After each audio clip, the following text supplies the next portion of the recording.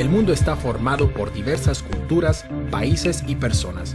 Sin embargo, más allá de las diferencias, existe un rasgo común fundamental. Todos los seres humanos nacen libres e iguales en dignitud y derechos. Así reza el artículo primero de la Declaración Universal de Derechos Humanos del 10 de diciembre de 1948.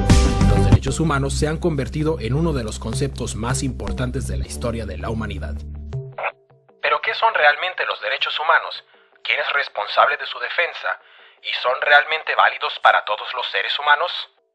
Se entienden por derechos humanos aquellos que corresponden a toda persona por el solo hecho de serlo. Son innatos. Los derechos humanos tienen validez sin excepción para todo ser humano en cualquier parte del mundo. Son, por lo tanto, universales. Son válidos para todas las personas por igual, independientemente de su raza, religión, sexo, orientación sexual, color de piel, edad u otras características que puedan diferenciar a los seres humanos entre sí. Los derechos humanos forman parte del derecho internacional. Ya la Carta de las Naciones Unidas de 1946 contenía importantes pasajes dedicados a la protección y el significado de los derechos humanos. El primer acuerdo internacional al respecto es la Declaración Universal de Derechos Humanos de las Naciones Unidas de 1948. En 1966, la ONU aprobó otros dos instrumentos internacionales, el Pacto Internacional de Derechos Civiles y Políticos y el Pacto Internacional de Derechos Económicos, Sociales y Culturales. Juntos se denominan Leyes Internacionales de Derechos Humanos. Son la base jurídica más importante a este respecto. A todos ellos hay que añadir otra serie de convenciones.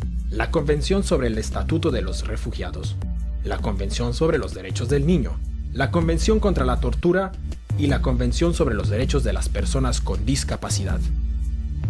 ¿Pero cuáles son en detalle los derechos humanos fijados por estos instrumentos? A menudo se clasifican los derechos humanos en tres generaciones o dimensiones. La primera dimensión, los derechos civiles y políticos clásicos. A este grupo pertenecen el derecho a la vida y la integridad física, la prohibición de la esclavitud y el trabajo forzoso, la protección contra la tortura, la libertad de opinión, la libertad de conciencia y religión, una amplia prohibición de la discriminación, además del derecho al voto.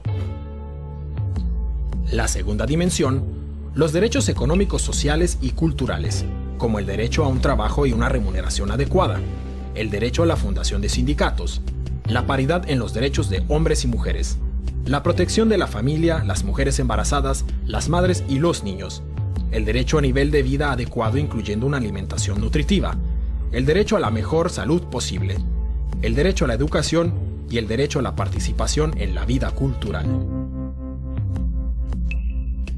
La tercera dimensión está compuesta por los derechos colectivos, por ejemplo, el derecho a la autodeterminación, el derecho al desarrollo, el derecho a un medio ambiente limpio y el derecho a la paz. En este sentido, resulta fundamental el principio de la indivisibilidad de los derechos humanos. Según este principio, no puede establecerse una jerarquía entre los derechos políticos, económicos, sociales y culturales. Los derechos humanos deben garantizarse conjuntamente. La realización de los derechos civiles y políticos depende de la garantía de los derechos económicos, sociales y culturales y viceversa.